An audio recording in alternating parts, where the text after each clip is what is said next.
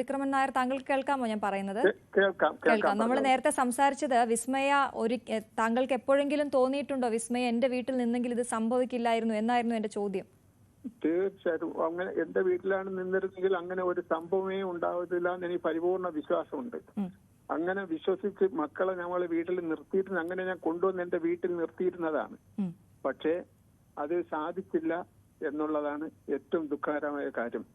എന്ന് പറഞ്ഞാൽ ആ നിമിഷം എന്ന് പറയുന്നത് എവിടെ അവരിങ്ങനെ വീട്ടിൽ ഈ പ്രശ്നം ഉണ്ടാകുന്ന സമയത്ത് അവിടെ ആ അച്ഛനും അമ്മയും ഒരു പെൺകുട്ടിക്ക് ജന്മം കൊടുത്തവരാണ് അവര് അങ്ങനെ രാത്രിയിൽ ഒരു വിഷയം വരുമ്പോൾ രാത്രി എന്നെ ഒന്ന് വിളിച്ചിരുന്നെങ്കിൽ, എന്റെ ഒരു സൗണ്ട് എന്റെ കുട്ടി കേട്ടിരുന്നെങ്കിൽ എന്റെ കുട്ടി ഇന്ന് ജീവിച്ചിരുന്നതിനുള്ള പരിപൂർണ വിശ്വാസത്തിലുള്ളവനാണ് ഞാൻ. എന്നിട്ട് അവര് രാവിലെ കുട്ടിയെ ഹോസ്പിറ്റലാണെന്നുള്ള വിവരമാണ് എന്നെ വിളിച്ചു പറയുന്നത്. അപ്പൊ അത്രയും നീചന്മാരായ അച്ഛനും അമ്മമാരും ഉണ്ടെന്നാണ് ഞാൻ പറയുന്നത്. അവർ നൊന്ത് പ്രസവിച്ച ആണ് എന്റെ മോളെ നൊന്ത് പ്രസവിച്ചതാണെന്നുള്ള ഒരു കണക്കൂട്ടൽ അവർക്കുണ്ടായില്ല. ഞാൻ അവർക്കെതിരെ ഒന്നും ഇതുവരെ ഞാൻ കേസ് കൊടുക്കുകയോ ബാക്കിയുള്ള കാര്യങ്ങളൊന്നും ഞാൻ ചെയ്തിട്ടില്ല. കാരണം അവരും ഇത് കണ്ട് വളരട്ടെ, അവർക്ക് ഇനിയും ഒരു കുട്ടിയുണ്ട്, അവർക്ക് ഇനി ആ കൊച്ച് വളർത്തുന്നുണ്ട്, എല്ലാം വരട്ടെ, നമുക്ക് ഇനിയും നേരിട്ട് കാണാം. ഇന്നൊന്നും ഒരു വിസ്മയോടുകൂടി ഈ കാര്യങ്ങളൊന്നും തീരില്ലല്ലോ. ഇനിയും അതാണ് ഞാൻ ഈ പറഞ്ഞ, നമുക്ക് കുട്ടികളെ വളർത്തി നമ്മൾ അവർക്ക് ഉള്ള സപ്പോർട്ട് എന്ന് പറയുന്നത് നമ്മൾ ഈ പെൺകുട്ടിയൊക്കെ കൂടെ നമ്മൾ ഉണ്ടെന്നുള്ള ഒരു സപ്പോർട്ട്. വിസ്മയ എപ്പോഴെങ്കിലും ഒക്കെ വീട്ടിൽ വന്ന് നിന്നപ്പോ അച്ഛനോട് പറഞ്ഞിരുന്നോ ഇങ്ങനെ എനിക്ക് അവിടെ ബുദ്ധിമുട്ടുകൾ ഉണ്ട് എന്ന് പറഞ്ഞിരുന്നോ? എന്റെ അമ്മ സത്യമായിട്ടും അങ്ങനെ എന്റെ മോള് ഫോണിൽ കൂടെ പോലും ഞങ്ങളുടെ എന്റെ കൂടെ പറഞ്ഞിട്ടില്ല, എന്റെ മോന്റെ കൂടെയും പറഞ്ഞിട്ട്, പിന്നെ അമ്മയുടെ ലാസ്റ്റ് മൂവ്മെന്റിൽ പറഞ്ഞിട്ടുണ്ട്. പക്ഷെ അമ്മ ഞങ്ങൾ ഇന്ന് ഒളിച്ചു വയ്ക്കുകയും ചെയ്തു. അല്ലാതെ ഞാനോ എന്റെ മോനോ ഇതിനകത്ത് ഇത്രയും ഒരു ബുദ്ധിമുട്ടുണ്ടെന്ന് അറിഞ്ഞില്ല. അവ ഇവിടെ വന്ന് ഈ വിഷയം ഉണ്ടാക്കുന്ന സമയത്താണ് ഞാൻ അറിയുന്നത്. അമ്മ താങ്കളോട് പറഞ്ഞില്ല എന്നുള്ളതിനൊരു കാരണം എന്താണ്?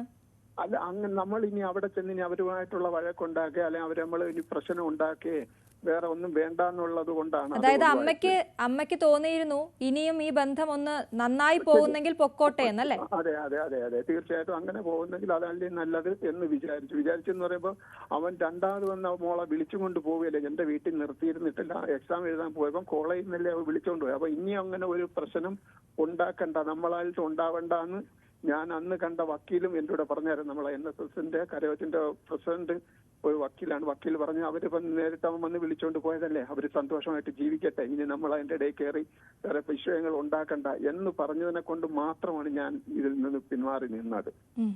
അച്ഛാ, ഇപ്പൊ നമുക്ക് തോന്നുന്നു അല്ലേ ജീവിതമല്ല ജീവനാണ് വലുതെന്ന്? തീർച്ചയായിട്ടും ജീവനാണ് വലുത്, ജീവിതമല്ല. ജീവിക്കണം, ജീവിച്ച് കാണിച്ചു കൊടുക്കണം. അതാണ് എല്ലാ കുട്ടികളുടെയും ഞാൻ പറയുന്നത്. നമ്മൾ ഇതൊന്നും ഒന്നുമല്ല. ഈ വിവാഹമില്ല ഇനി അതിനുശേഷം ഇപ്പൊ എനിക്ക് കുട്ടികളോട് പറയാനുള്ള ഒരൊറ്റ വാക്കുകൾ, നിങ്ങൾ പെൺകുട്ടികൾ തീർച്ചയായിട്ടും ഒരു ജോലി കിട്ടിയതിന് ശേഷമല്ലാതെ വിവാഹം കഴിക്കരുത്. ജീവിതം എന്ന് പറയുന്നത് ജീവിക്കാനുള്ളതാണ്. അത് അല്ലാതെ ഒരുത്തന്റെ കാൽ കീഴെ കൊണ്ട് വച്ചു കൊടുക്കാനുള്ളതല്ല. അതുകൊണ്ട് സ്വന്തം കാലിൽ നിൽക്കാനുള്ള കെൽപ്പ് കിട്ടിയതിന് ശേഷം മാത്രമേ ഒരു പുരുഷന്റെ കീഴിൽ ജീവിക്കാൻ പോകാവൂ. അത് എന്റെ ഒരു എളിമയായ ഒരു അഭ്യർത്ഥനയാണ്. ഒരു ജോലി ഏതെങ്കിലും പ്രൈവറ്റ് മതി, ഗവൺമെന്റ് വേണമെന്നില്ല, പ്രൈവറ്റിൽ മതി. ഒരു 20-25,000 രൂപയ്ക്കകത്ത് ശമ്പളം കിട്ടിയാൽ മാത്രം മതി. ആ കുട്ടിയുടെ ചെലവ്, അതിന് ഇത്തിരി ഡ്രസ് എടുക്കാനും അതിന് അങ്ങോട്ടും ഇങ്ങോട്ട് പോകാനും ഉള്ള പൈസ മാത്രം മതി. അല്ലാതെ അതിന് സമ്പാദിക്കേണ്ട ആവശ്യമില്ല. കാരണം അതിന്റെ അച്ഛനും അമ്മയും കൊടുക്കുന്നുണ്ട് അതിന് ജീവിക്കാനുള്ളത്. അത് അവളെ കയ്യിൽ തന്നെ കാണും, അതിനകത്ത് ഒരു കുഴപ്പമില്ല. അതുകൊണ്ട് ഇനി എന്റെ കുട്ടികൾ, എന്റെ ഈ മക്കളോട് പറയാനുള്ള ഒറ്റ ആവശ്യമുള്ളൂ, എന്റെ പെൺകൊച്ചുങ്ങൾ ഒരു കാരണവശാലും ജോലി കിട്ടാതെ ഒരു കല്യാണത്തിന് മുറ്റരുത്. അതേപോലെ തന്നെയാണ് എന്റെ രക്ഷാകർത്താക്കളോട് പറഞ്ഞ് പെൺകുട്ടികളെ പഠിപ്പിച്ചൊരു ജോലി മേടിച്ചു കൊടുത്തതിന് ശേഷം മാത്രമേ കല്യാണം കഴിക്കാവൂ. എനിക്ക് പറ്റിയെന്ന് പറഞ്ഞാൽ എന്റെ മോക്കുള്ള ജാതകത്തിൽ 22 വയസ്സിന് കഴിഞ്ഞാൽ പിന്നെ 29 28 വയസ്സിലെ പിന്നെ കല്യാണമുള്ളൂ. അപ്പൊ എന്റെ ബന്ധുക്കൾ, എന്റെ സഹോദരങ്ങളും പറഞ്ഞല്ല, അതിനുമുമ്പ് നമുക്ക് കല്യാണം കഴിച്ചാൽ പിന്നെ 6 മാസം അല്ലേ മോക്കുള്ളൂ, അപ്പൊ അത് കഴിഞ്ഞിട്ട് ജോലിയാവൂലേ, അതുകൊണ്ട് കല്യാണം ഇപ്പൊ നമുക്ക് നടത്താമെന്ന് പറഞ്ഞ് എന്നെ പറഞ്ഞ് എന്നെ കിട്ടിയാണ് ഞാൻ ആ കല്യാണത്തിന് ഞാൻ സമ്മതിക്കുന്നത്. അങ്ങനെയാണ് ഇനി പറ്റിപ്പോയത്.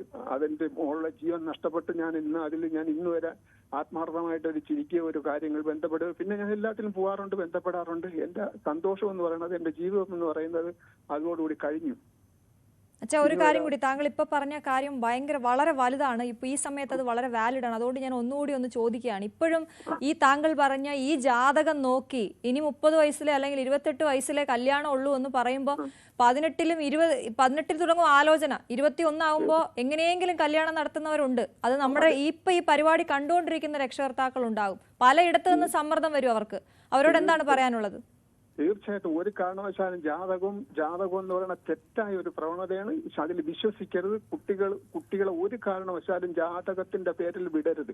ജാതകം എഴുതാം, കുഴപ്പമൊന്നുമില്ല. നമ്മളെ ഹിന്ദു പ്രമാണം നമുക്കത് ചെയ്യാം. പക്ഷേ നമ്മൾ ഈ കല്യാണം എന്ന് പറയുന്നത്, കുട്ടിക്കൊരു കല്യാണം വേണം എന്നുള്ള ജാതക മുഖാന്തരം നോക്കരുത്.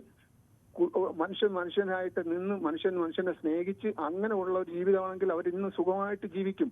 അല്ല ജാതകം നോക്കി ഇത്ര വയസ്സിന് 18 വയസ്സ് 19 വയസ്സ് കല്യാണം കഴിപ്പിച്ച് അയക്കരുത്. ദയവ് ചെയ്യാതെ എനിക്ക് എന്റെ രക്ഷകർത്താക്കളോട് പറയാനുള്ളത്, ജാതകം നോക്കി അവരെ കല്യാണത്തിലേക്ക് വിടരുത്. അവരെ ഒരു ജോലി മേടിച്ചിട്ട് അവരെ കല്യാണം കഴിപ്പിച്ച് വിട്ടാൽ ആ കുട്ടികൾ എന്നും നമ്മളെ കൂടെ കാണും. അവർ സന്തോഷമായിട്ട് ജീവിക്കും. അവരൊക്കെ ആരെയും കീഴിൽ അവർക്ക് പോണ്ട. അതുകൊണ്ട് ദയവ് ചെയ്ത് ജാതകം നോക്കാതെ, ജാതകത്തിലെ വയസ്സ് നോക്കാതെ നമ്മൾ കല്യാണം കഴിപ്പിക്കുന്നത്, ഒരു പെൺകുട്ടിക്ക് ഒരു ജോലി മേടിച്ചതിന് ശേഷം മാത്രമേ വിവാഹം കഴിപ്പിക്കാവൂ. സ്ത്രീധനത്തിന്റെ കാര്യം കൂടി ചോദിച്ചിട്ട് ഞാൻ അങ്ങേ വിട്ടേക്കാം. കാരണം താങ്കൾ അനുഭവസ്ഥനാണ്. താങ്കൾ പറയുന്ന വാക്കുകൾക്ക് അത്രയും പ്രാധാന്യമുണ്ട്. അതുകൊണ്ടാണ് താങ്കൾ ഒരിക്കലും എൻ്റെ മകൾ ബുദ്ധിമുട്ടരുത് എന്ന് പറഞ്ഞുകൊണ്ട്, എന്ന് ആഗ്രഹിച്ചുകൊണ്ട് സ്ത്രീധനം വളരെയധികം കൊടുത്ത് കല്യാണം കഴിപ്പിച്ച ഒരു അച്ഛനാണ്. താങ്കൾക്ക് എന്താണ് അതിനെക്കുറിച്ച് പറയാനുള്ളത്? സ്ത്രീധനം എന്ന് പറയുന്നത് നമ്മൾ കൊടുക്കുന്നത് വാങ്ങുന്നതും തെറ്റാണ്. അതിന് ഞാൻ കോടതിയിൽ എന്നെ 3 ദിവസം കയറ്റി വിസ്തരിക്കുന്ന സമയത്ത് ഞാൻ ആദ്യവും ഞാൻ പറഞ്ഞു, കോടതി ജഡ്ജിയുടെ മുമ്പിൽ ഞാൻ പറഞ്ഞിട്ടുണ്ട്, ഞാനൊരു തെറ്റ് ചെയ്തിട്ടുണ്ട്, ഞാൻ സ്ത്രീധനം കൊടുക്കാമെന്ന് ഞാൻ പറഞ്ഞു. അതിനുള്ള ഏത് ശിക്ഷയും ഞാൻ മേടിക്കാമെന്ന് പറഞ്ഞു. ഒരു കാരണവശാലും സ്ത്രീധനം എന്ന് പറയുന്ന ഇത്തരങ്ങൾ എന്ത് കൊടുക്കും എന്ന് പറയുന്ന ആ ഒരു പാർട്ടി നമ്മളെ വീട്ടിൽ വന്നാൽ ചായയും കൊടുത്ത് അവരെ സന്തോഷമായിട്ട് തിരിച്ചിറക്കി വിടണം. ഇവിടെ കുട്ടിയില്ല എന്നുള്ള ഒരു പറയണം. ആ ചായയും കൊടുത്ത് അവരെ അതേപോലെ സന്തോഷമായിട്ട് അവരെ തിരിച്ച് വീട്ടിൽ നിന്ന് ഇറക്കി വിടണം. അതാണ് എനിക്ക് പറയാനുള്ളത്. അല്ലാതെ സ്ത്രീധനം എന്ന് പറയുന്നത് കൊടുത്ത് കുട്ടികളെ കെട്ടിച്ചയക്കേണ്ട.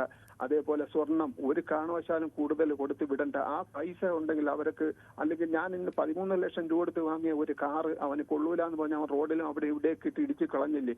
ആ 13 ലക്ഷം രൂപ ഞാൻ ഉണ്ടാക്കി, ഞാനെന്ന് പറഞ്ഞ ഗൾഫിൽ കിടന്ന് ഈ സൗദി അറേബ്യയിൽ ഈ ഉറ്റവരും ഉടയവരും ഇല്ലാതെ കിടന്നുണ്ടാക്കിയ പൈസയാണ്. എന്ത് കഷ്ടപ്പെട്ടുള്ള പൈസയാണെന്ന് ഏതോ ഒരു പ്രവാസിക്കും അറിയാൻ കഴിയും.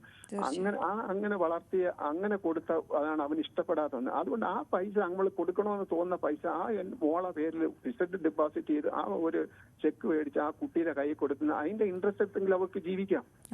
അതേപോലെ നമ്മൾ കൊടുക്കാന്ന് പറഞ്ഞത് ആ കുട്ടിയുടെ പേരിൽ നമുക്ക് എഴുതി കൊടുക്കാം, ഒരു കുഴപ്പമില്ല. പക്ഷെ ആ കുട്ടി വേറെ ആർക്കും കൈമാറ്റം ചെയ്യാൻ പാടില്ലാത്ത രൂപത്തിൽ വേണം പ്രമാണം ചെയ്ത് കൊടുക്കാൻ.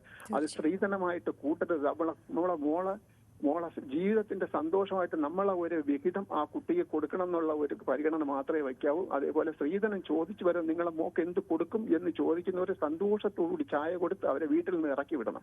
അതാണ് അത്യാവശ്യം, അങ്ങനെ ചെയ്യാവൂ എന്നുള്ള അനുഭവം കൊണ്ട് ഞാൻ പറയുന്നതാണ്. തീർച്ചയായിട്ടും വളരെയധികം നന്ദി. വിസ്മയുടെ അച്ഛനാണ് നമ്മളോട് സംസാരിച്ചത്.